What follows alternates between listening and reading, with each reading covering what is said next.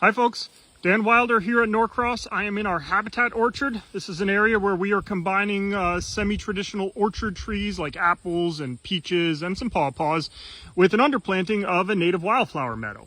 What I want to talk to you today about though is not the wild bergamot in front of us or the senna or even all of this lovely milkweed, but it's all these goldenrods behind it. I will save specific species goldenrod discussions for another day. I just want to talk about goldenrods in general because I think they're quite misaligned. They're often referred to as weeds, which is really not fair considering the vast majority of the species are frankly, pretty darn slow growing. They're also often blamed for hay fever, which they don't actually cause at all. So back to the weeds for a quick second. There is one, maybe three species in this region, the named one being wrinkle leaf goldenrod, Solidago rugosa, which is very vigorous. Probably not a good choice of a plant if you're looking to plant a goldenrod in a small space.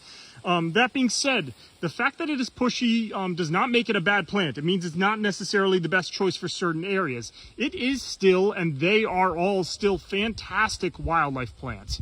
When we're talking about the herbaceous spectrum, so forget all the trees and shrubs for a moment, if we're just talking about herbaceous plants and you want to talk about those plants that have the most to offer for wildlife value in this region, goldenrods are the clear winner.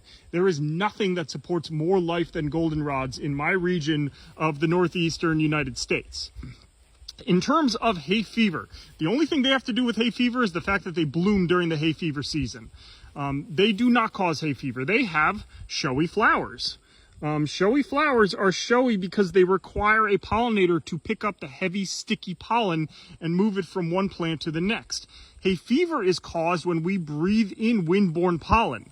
The real reason for hay fever is a plant called ragweed. It's got a small, barely noticeable flower. We breathe it in, we get hay fever, we see a whole bunch of yellow blooming, and we tend to assume it's the goldenrod's fault. But frankly, if you want to get an allergic reaction to goldenrod, you're going to need to take that flower, shove it up your nose, and inhale deeply. It's probably not too likely to happen. Thanks for listening. I'll tell you more about my favorite species of goldenrods in some other video, but if you need to look them up now, Solidago casea, Solidago speciosa, Solidago puberula.